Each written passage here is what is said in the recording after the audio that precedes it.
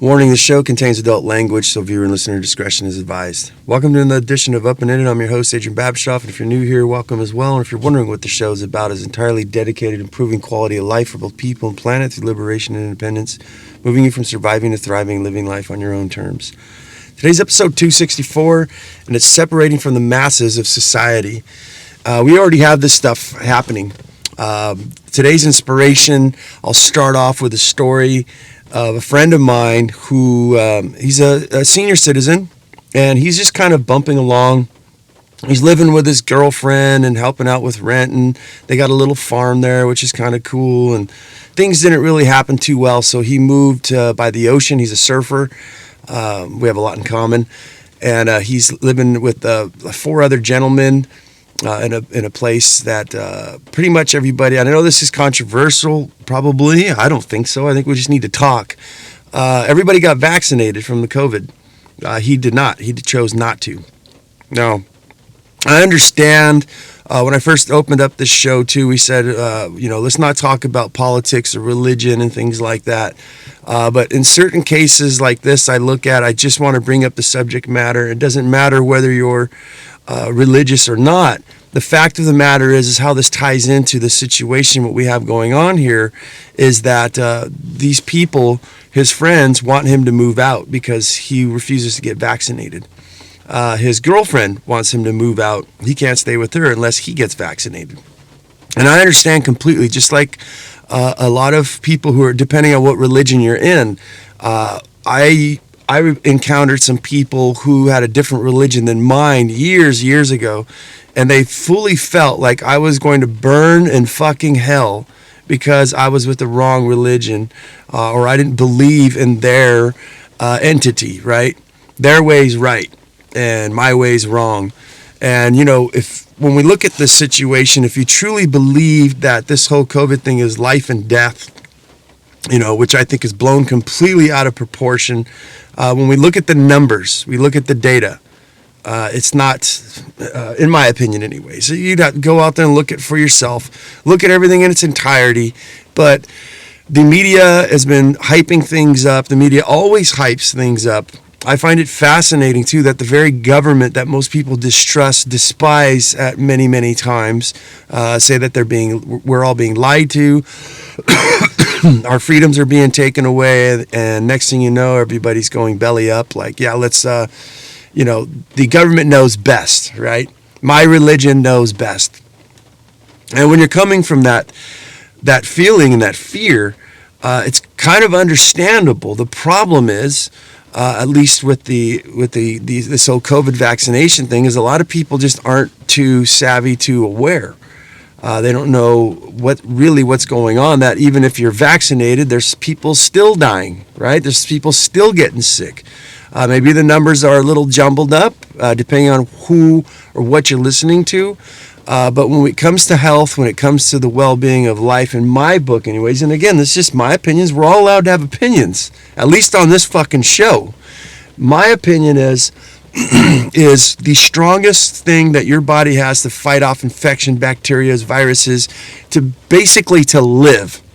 The moment you come out of your mother's womb, bacteria is already attacking you, right? It wants to decompose things. Anything that stops moving and stops breathing, bacteria sets in and starts to eat it. So what is their biggest line of defense? That is our immune system. And it's my belief that once you get the COVID, which I have, your immune system is like a 3D scanner. It scans the whole virus in its entirety. It knows exactly what it is, and it knows how to deal with this a lot better than a prosthetic, fake, in my opinion, virus. So my friend is what's inspired today's show, is that what we have is the great masses. Excuse the throat, too, the constant. I know it's got to be irritating. I'm getting over the Delta still. It's like 4 weeks later, and all I have is phlegm and a coated tongue, but this is crazy. It's understandable on both people's part. My buddy who's like, I don't want to get vaxxed. I don't trust it. I don't understand it. I don't want to do it. I'll take my chances. And where people are going, we got to get vaccinated. We have to take care of this flu that that can kill maybe 1 0.7% of people, 0.07 I think it was. You know, that's the odds of you surviving COVID is like 99.3%. I think they were saying something like that. It's just insane, depending on which health and everything you are. But you can see the separation. And it's not really about the COVID, even pre-COVID and all of this. I looked at just different religions and things. If you look at a lot of fighting and arguments that people have, a lot of wars in the world are due to religious or belief differences.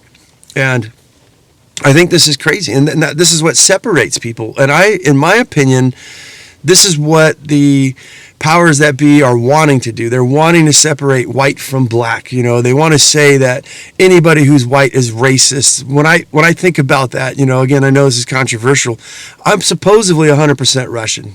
I think a bunch of people, you know, my great-great-great-great-grandfather, he probably got fucking lost on his horse, ended up in a new village, you know, drinking too much vodka, you know, and ended up, you know, making a Sahelu with some fucking, Mongolian or something. Because my grandfather, my late grandfather, he had a year-round tan. He had a patchy beard, and his eyes were very squinty. They disappeared, in fact, when he left. He looked like a Mongolian fucking Santa Claus.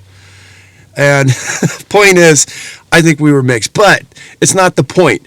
When I look at slavery and I look at a lot of stuff that happened here in just the United States, my family came from an oppressed area of Russia, and we never saw the light of slavery. You know, we were the slaves. That's why we got the fuck out of our fucking country. You know, we were being killed and shit like that. And we came over here with fucking nothing as immigrants, and they worked their asses off, and they made something, and they got their families out, and you know, and it's like racist. We never even owned a slave. And if we were racist and we were slave owners and we were all fucked up, why the fuck are we living right next to you, buddy? You know, why would we be neighbors? I'd be living up country, high on the horse. You know, it's not my fucking, my history here. You know, we're actually all in the same fucking boat. So yeah, a lot of this divide and everything, I think is on purpose. And I think it has a level of control. But what's so sad is that the potentiality of human beings, of their minds, their thoughts, and their unity, their inventions of things is completely severed.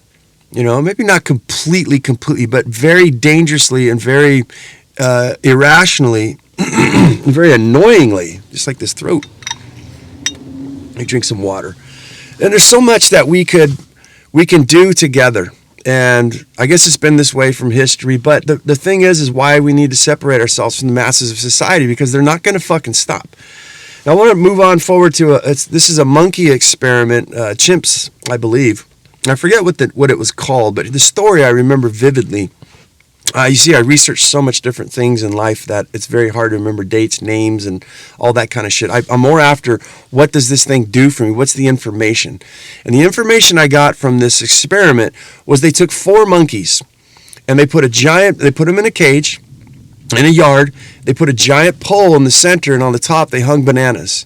Very cruel, I know, and I'm not saying that I endorse this or I think it's one of the worst things. Leave the fucking monkeys alone in the jungle. Right? Let them fucking do what they got to do. Let them go rip fucking limbs off other monkeys and rape and fucking, you know, do all their weird fucking monkey shit over there. But anyways, what they did is they got themselves a fire hose, and every time the monkeys saw the bananas on the tree, on the pole, they'd start climbing up. You know, the first one climbed up, they blasted them off with a fire hose. Next one came, well, I think I'm going to try. They blast them with a fire hose. Finally, these 4 monkeys were like, you know what, fuck this shit. Yeah, I'm not getting blasted by that fire hose. Let's just leave the fucking bananas alone. What they did is they removed one of the monkeys and introduced a new one. And that new one, never knowing what's happened, started to climb the pole and said, dude, there's fucking bananas. I'm going to go after those bananas. The other monkeys were like, nah, I'm not doing it. They blasted that monkey with the hose. I believe they must have blasted all of them. If memory serves me correctly, they just wet them down. So they kept doing this in rotation, right? And as the rotation went on, a lot of what they did is they took all of the monkeys and they kept introducing new monkeys. They would take one out, number 3 of one of the originals, they'd replace it with a new one. Well, what they found was that after a while, the monkeys got tired of being blasted by the hose, and they've been doing this so long that the new monkey that was introduced would go after that pole. The other monkeys would grab them and hold them down. In fact, that monkey would keep trying to slip away and go run up there, and they would literally beat, nuh-uh, we're not doing this. They would be enforcing a law, right? And what happened is they continued the rotation to where you can see what's happening is nobody ever climbed the pole, so nobody ever got sprayed. So what they started to do is remove all the monkeys that ever got sprayed until they left the ones that just knew for some reason that were told by the others and beat up that we do not go get those bananas off that pole. Never, ever experiencing being blasted by the hose. So eventually there was 4 monkeys or 3 monkeys that never been blasted by the hose, but just knew for some weird reason we do not climb up there and test this thing out. They introduced a new monkey. New monkey would go on there. These original 3 would handle that monkey. You see where what's happening here is that I believe this is what's happening in our society, has been happening way pre-COVID too, is we have belief systems in the masses to where this is how life is. If anyone even dares to try to go and test any theories or basically metaphorically speaking, try to test the pole and go up there and see what happens because those bananas look really fucking good. Nobody even knows what the consequences are, the other 3 members of society, but yet they will beat you down for something they have no idea of why they're even doing in the first place. So the powers that be, the most powerful thing that they can do is make the citizens enforce the laws themselves. And now we have conformity. That's my analogy of conformity anyways. And so that's what we have with people. And they're going nuts. And we're doing many, many things that we don't know why. It's a waste of fucking time. It's a waste of creativity. And many, many other things that I can't even think of right now. It's horrific. That's the true pandemic that we've been having, is the separation. I think through public education and things, it's completely evident nowadays as we see our children are separating from their parents. Their mindsets. They're turning into complete different species as far as thought, spirituality, and everything else. I think a lot of children resent their parents. I think a lot of children think their parents, especially their grandparents, don't know shit. This is the new age. We have science and we have backing and stuff like that. Who gives a shit that people have been surviving using herbs and wild weeds and things like that to actually cure diseases and things like that. That got all wiped out. Why? Oh, there's this crazy guy named Rockefeller who did some oil shit. Maybe it's a conspiracy theory, right? But he ended up buying up the whole entire fucking medical society organizations, and when they figured out that you could actually make medicine through petroleum. But that's just probably some fucking conspiracy theory, and the history books are telling us wrong, right?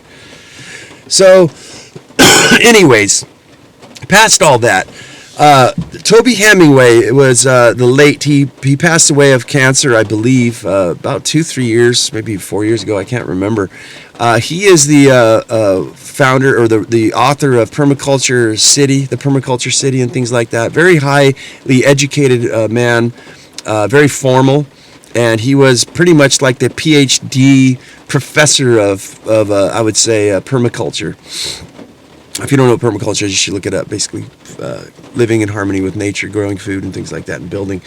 But one of the cool things that Hemingway was after was community, about creating community. You see, he left the big city to go live out in the urban sprawl, and I think I've mentioned this on my podcast. He bought a piece of land because he wanted to be carbon neutral. He didn't want to hurt the earth and all that. And what he found by living there, it was lonely. And that, they were out in the country, they were away from people, and they were actually causing more damage by the amount of electricity, the road maintenance that they had to do to get to their home and all that kind of thing. In his belief, in his mathematics, pretty smart fucking guy. I still haven't read his book in entirety, but love to read it. But one of the things, he ended up moving back to the city to finish up because he wanted to be around people. They got lonely. But they wanted to form a community of people within the city. And one of the things that he noticed was that he brought to my attention is a 10-90 rule percentage.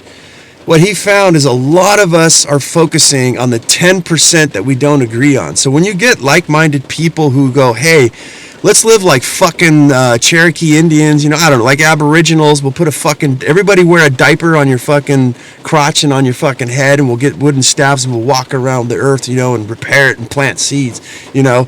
So we get the same group of people, but there's always conflict, and there should be conflict, you know. But the problem is, I mean, there shouldn't be just conflict like, oh, fuck you, just because, you know. It should be ideas, you know, that we look and say, hey, man, there's new shit that's come to light, dude, you know, and share those ideas. But what happens is what Toby was saying is that we focus on that 10%, and that stops the 90% that we agree on. So there's so many things out there that we could be doing. And the beauty of life that as a community, you know, all these things that we think we should repair and put energy and money and time and creativity towards, you know, we know that, but we always get stuck up on the 10%. And if we look at the mathematics on that, I think that's pathetic. 90% of the things we do could be just beautiful, wonderful, earth-changing shit, right? We could repair the earth and eat wonderful food and have our children play, brew our own fucking moonshine, you know, light fire, stay up till 1 o'clock in the fucking morning because we have like all this big old community where everybody's helping each other. That 90%'s rolling deep. It's rolling hard, yo. We're doing fucking fantastic, right? Wouldn't that be a blast? But no, 10% of that is going to stop. So just think that that's pretty interesting, pretty irritating that we can find this a lot in family and communities and in our society. And what happens in intentional communities, eco villages and things like that, for those of you who don't know, that's when a bunch of people actually live on the land, you know, the weird communes that you hear about, which ain't so fucking weird. I visited them. There's not a bunch of naked people, although well, never mind. We'll leave that alone. What do my fantasies have to do with any of this? I just got creepy. Excuse me. Boy. I seriously can't wait till this is over. This fucking coughing shit. So, where was I? Yeah, with the communities, the 10%, I forgot, I lost my train of thought, so fuck it. Let's just move on to the next one.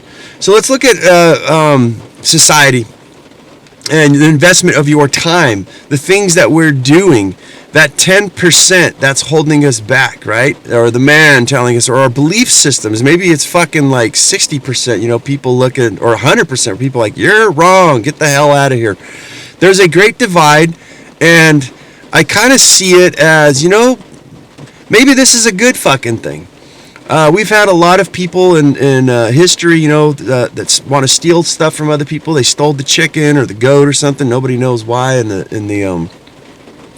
community, you know, things like that. But more than that petty kind of shit, rape and murder and things like that we have going on, the masses of society who push people like myself, I think, who are like permaculturalists, naturalists, we see things, we have proof of things that work. I think we need to invest our time more in those type of things, and we get caught up. I don't know about the rest of you guys, but what I notice in myself and talking to other people as well in conversations, you know, especially nowadays with this whole COVID thing and things like that, there's just a mouth fart of information where people are just sharing their fucking uneducated opinions or their assumptions, their hypothesis on what's happening and this and that. A lot of energy, right? When we're talking about your time, and I should say energy as well. And one thing I notice is a lot of people start talking shit about what people aren't doing. And when I look at this, I observe, and in myself too, is that there's a lot of time, a lot of energy and time put on the observation of what other people are fucking doing, right? What are they not doing? What's happening in the world, right? There's nothing we can do about a lot of the things almost all the things that are happening as far as what the man upstairs is doing, you know, the big people, the powers that be. So why would we express all that time and energy towards these type of things or what other people are doing when if we separated ourselves from these things and say, you know what? I don't know what to do with this. I don't understand it. It's beyond my control. If we think about this logically and we think about this like a business, this is why I like the model of business and life, philosophy, spirituality, everything. Let's just look at this from a business standpoint. We want to get something done. In this case, it's not really money, but let's just pretend, just like a business transaction. Why would you start a business or be part of a business that's being blocked from making money or making a move forward, right? Because of some 10% or these people that's going, it's a dead end. Sooner or later, something's going to happen. The money's going to run out because there's a lot of people investing time. There's a lot of people taking away from it. There's a lot of people stopping a lot of things that are happening. Why would you not rather set up shop in a place where things start to flow? There's really nobody in your way. You got the right type of staff, the employees and things like that.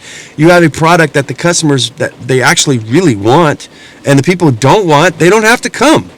You don't have to come into the store, right? Because we have all natural products that are organic and they're overpriced. Yes, as some people think, but they don't want to pay that money. Then you go over down to your regular old grocery store. Because there are people who will. You don't come in here yelling at us and telling us how ridiculous we are. We don't really need it and we don't really care. Because we have plenty of people. So we're investing our time in the right types of places. And in this day and age, I think that we need a lot of innovations. Those great people, not dummy motherfucking apes like myself, but those smart-ass motherfucking people. If we take a look at this, what do? A lot of the stories I always bring up, like Elon Musk and Leonardo da Vinci. The list goes on. What do a lot of these people have in common? They separated themselves from society, locked themselves in a fucking basement or in their house, and focused 100% on their work. And they just went for it. They rode until they built something. They didn't have any of the distractions going on around. They just fucking built their shit. Now, I know a lot of us, like me, if you're in the monkey category like myself, we don't have the capabilities of doing those type of things. But what we can do is start focusing on our lives and making things better for ourselves and stop focusing on what people are doing, not doing. Remember in the show, for anybody who's been listening for a certain amount of time, you know that one of the biggest things I found in my life and the laws I live by is stop giving a shit what other people fucking think of you. Start focusing on yourself. Start living by example.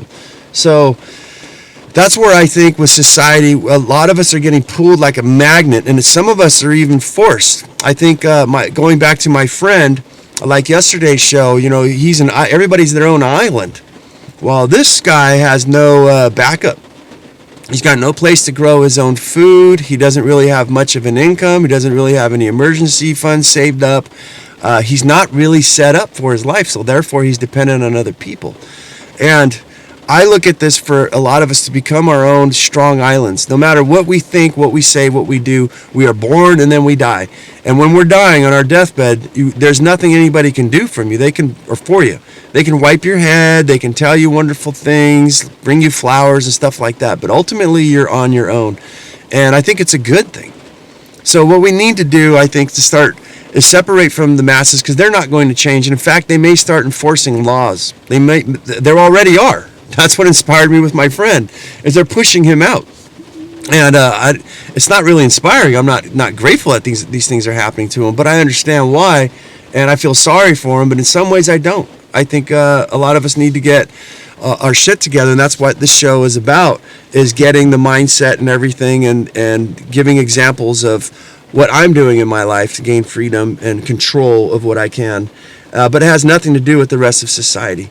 In fact, society, I think, the masses of society are pretty much a cancer to the planet, and it's really been a problem of mine ever since I left on my mini retirement vacation, is seeing all the plastic trash in the fucking side of the roads and things like that. And, you know, interesting enough, when I came back from my road trip, you know, for those of you who don't know, I usually leave a couple weeks. Like this time I was gone for about 6 weeks.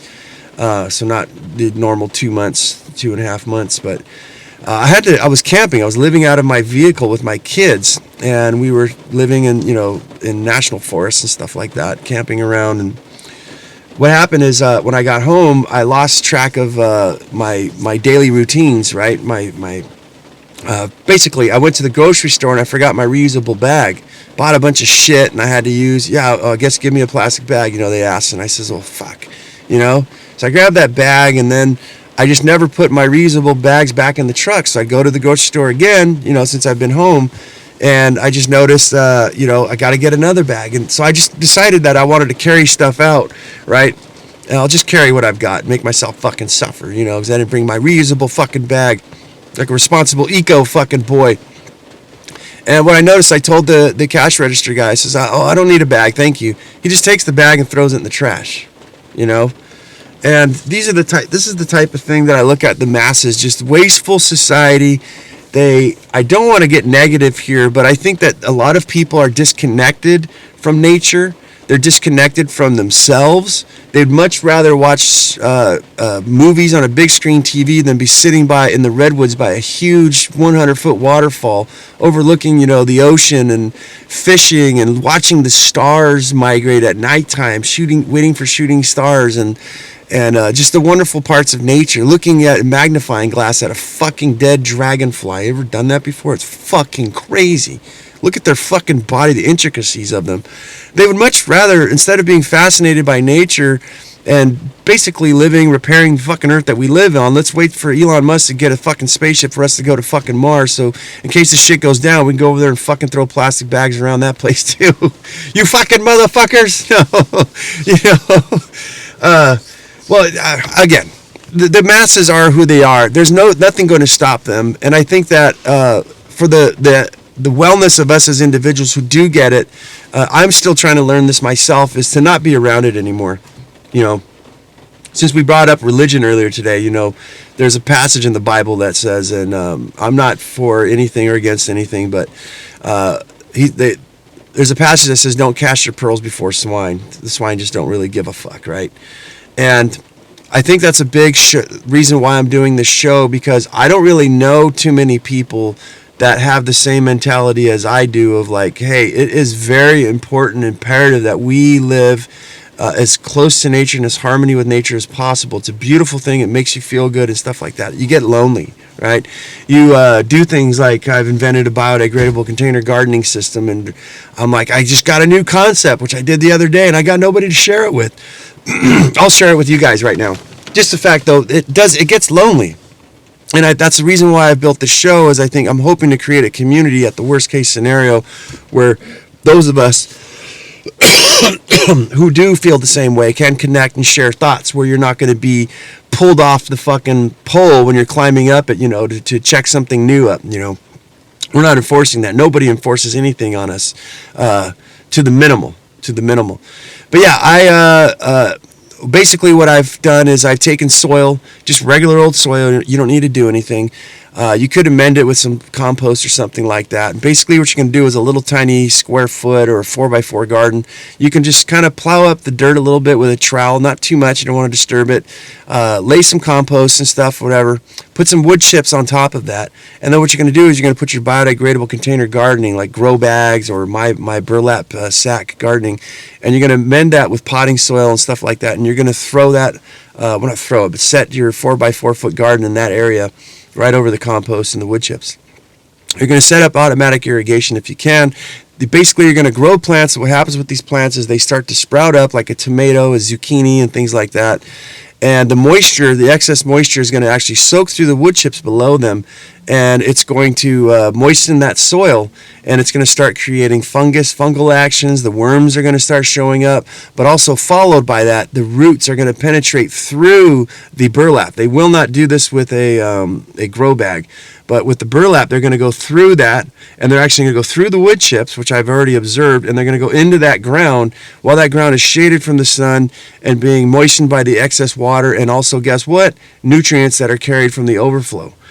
What you can do as well is you can take radishes, daikon radishes in particular, and you can plant these around your whole entire garden. What we're going to do is we're not even going to eat these things. These radishes are going to grow. They're going to part the earth open, and then we're just going to leave them in there. We're going to let them rot. And what's happening is these things not only are breaking holes in the ground to let oxygen, nutrients, and things like that and water penetrate to get the microbiology going, but also creates a rotting compost that worms and things like that are going to come and eat. And if the worms don't eat all of it, that daikon radish is actually buried in the soil. It's not exposed to the sun, so it's going to rot very slowly. Any vitamins and minerals and things like that, or nitrogen is a gas, it's going to a certain extent of it will be stuck inside the ground. It'll be held there, or it could be readily available by the plants that you have next to it. So innovations, things like that, how we can repair the earth, grow food, and do all kinds of wonderful things. Nobody to fucking share it with, but my friends here on my fucking show. Guys, I think we really need to separate ourselves and start focusing on wonderful fucking things. And we need to create a dialogue. You guys, there's a way to get a hold of me. If you feel very strongly, I've stopped saying it from previous podcasts. I was like, I need fucking, it is true though, the comments and stuff like that, the interaction, that's the fuel that keeps this show fucking going. A lot of people don't understand I got to pay to do this, and I got to take time out of my day to do this stuff. So instead of going to work or doing the normal things I do, I try to prepare. But I really would love to hear from you guys. Let's create a community. If you're out there and you feel lonely and you understand, you've listened to this show, a bunch of episodes, and you understand where we're coming from and what our aim is, and you got nobody to talk to, come out and talk to me. Come out and let's get a community going. We'll start, actually, we already have a Facebook group. It's Up and In It on Facebook. It's a private group. You can find the links in the descriptions. But anyways, let's move forward, finishing up here, the art of conversation and how opposing views open new possibilities. So we should separate ourselves from the masses, but no matter what, I think, as we said, that 10% of people who argue on things, I think with the masses, it's probably getting close to 100% now, where they don't even want us around. I think it's healthy to look at opposing things. First of all, coming from the art of conversation. If you feel very strongly and you believe 100% in what you're doing, what your belief system is, your religion, your politics, your way of life, whatever it is, and somebody comes in with an opposing thought, why would you get mustered up? Why would it even affect you one bit? Maybe, I like to say, this is a tattletale. This is a snitching effect. Because if people have their lives together, if they have their shit together, they are strong, and their shit's just, it's working, man. It's going absolutely fucking perfect. There is no wavering. There's nothing anybody could do. This is working just wonderful. I think that's arrogant, because we always want to start looking. There's always room for improvements and things. But why is it that somebody would bring up something minutely opposing and it gets people up in arms? That means you're fucking weak. I hate to say that, to call it out, but I'm quite frankly fucking sick of it. The masses, in particularly. These motherfuckers out there, if there's an opposing thing, you would gently and you would calmly look and just say, you know what, if in your mind somebody is completely irrational, stupid, uneducated, has no fucking idea what they're talking about, why would you yell at them? Why would you not in turn look and try to reason with them and say, hey, why don't you come over to my side of the fence and see how we're living? Here's why. And let's discuss your opposing views here. Especially, as I say, we have an epidemic of non-elders, of elders that are full of shit, fucking, that aren't there for the enlightenment and to educate people properly. And listen, the true elder, in my book, which I hope to become one day, would sit and listen to something, even as asinine as it is, and suggest new thoughts and ideas to the person. What if an individual was to think about it this way, never emphasizing about that person? Or what if we were to introduce this and we start to manipulate the situation? As I say, the mindset is where it's all at. Once we change someone's mind, or not change them, we can't change people's minds and change them. I mean, it's possible. Look at the masses. But if we introduce something that's very nice, that's very profitable, very simple.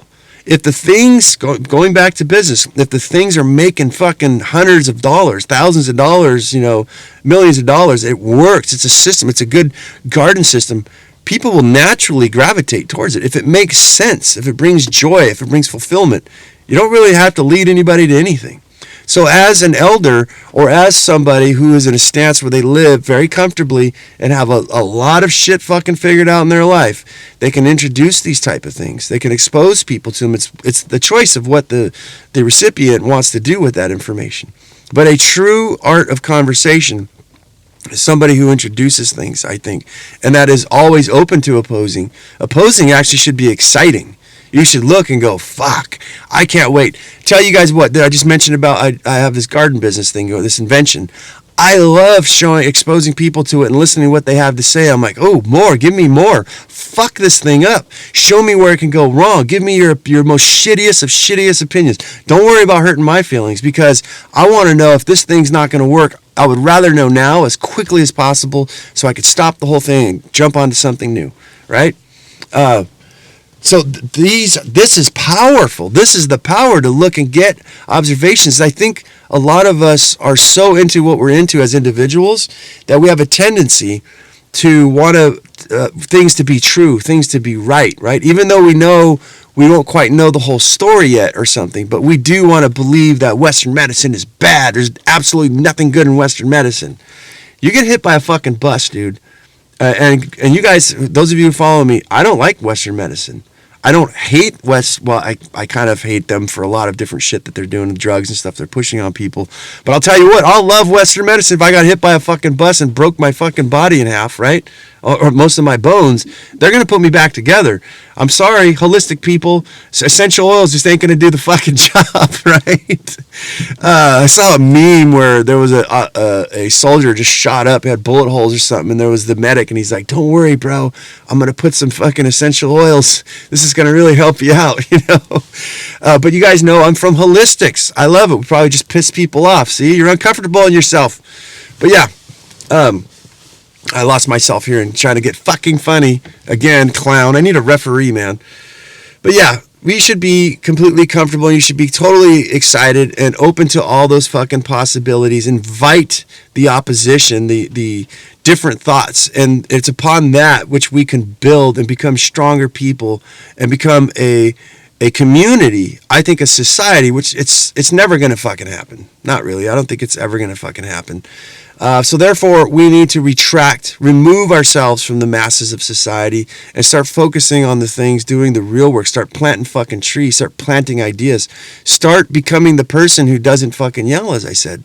We're going to need elders. We got a lot of fucking young people and people my age, I think we're called Generation X, mid-40s. We got a lot of people scrambling, a lot of shit that could happen where the stories and the philosophies and the methods of natural living, like I said, natural herbs are shit in your fucking backyard that can heal you. That's a pain fucking medication. Fuck. There's shit you can extract a tooth with.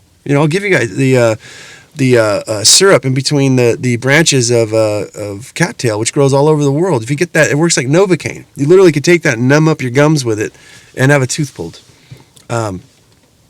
But anyways, we need to start focusing on those things. We need to calm the shit show down and be able to communicate with people. Even though we have people yelling and shit like that, my fear, though, is that people like my friend who's getting kicked out of everywhere, he doesn't even know where he's going to go, is for us to grow as strong individuals. We need to have a happy medium. We need to understand that we need to have our financial our own personal financial ecosystems in check and healthy, and planting that garden, our spirituality, our happiness, our health, our money. Once we get in alignment and figure out what the perfect ingredients, the amount of ingredients of those things to be devised, to be organized in our lives, and just become comfortable and be able to deal with the rest of society in a loving, gentle, and suggestive way. And if we're shunned out, well, guess what? We just go back to home where we have everything else. I'm in that position right now, guys. I don't even need to fucking be here. I just love doing the show. And I got a lot of shit that I look at where I'm just fucking writing people off left and fucking right, man. It's been happening for a very, very long time. And guess what? I'm getting a lot of shit fucking done. I'm starting to put this energy. That's why I think I keep doing the show too. I almost quit. But I was like, I want to see if there's a community of people out there. I'd love to just text or get on Facebook or all these new apps and stuff that they have, social media apps, and be able to communicate with people and see what they're doing. We could share our lives together no matter where we are in the world. This is awesome. So that's where I come from, guys. That's the show. We're gonna keep going. If you guys, like I says, you guys want to get a hold of me, there's everything below. You guys can go to the actual website, upandinit.com, and you guys can actually leave a voicemail for me and let me know what you got, opposing or for it. So that's the show, guys. I hope it found you well. I hope that this helps you. That's the whole premise of this show is to make things better, to create wealth, to create freedom and happiness, to move people from just surviving to thriving, because that's really what we're just doing. The majority of us in an observation, we're just getting by. We're just surviving. And then there's those of us, people like me, who look and say, you know what? Not only am I going to test that pole for those bananas, but I'm going to start testing this fucking fence. I'm going to walk every single fucking day, and I'm going to find me a hole, and I'm getting out. And I know there's probably another fence behind that, but I will never stop fighting for my freedom. I will keep finding the loopholes and the holes in society, in what the man has put on us, the powers that be.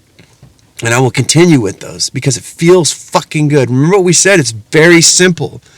If things are profitable, if things feel good, why would you quit?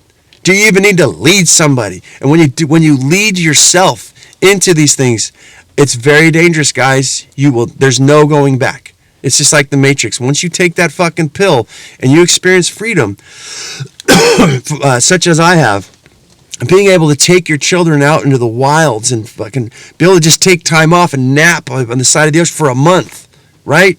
Take that time off for 2 months, for 3, however fucking long you want, because you set your shit up. You have wonderful food. You have the time and the energy to take naps. You know, even when you're in the working area, you're growing your own food. You're doing whichever direction you want to go.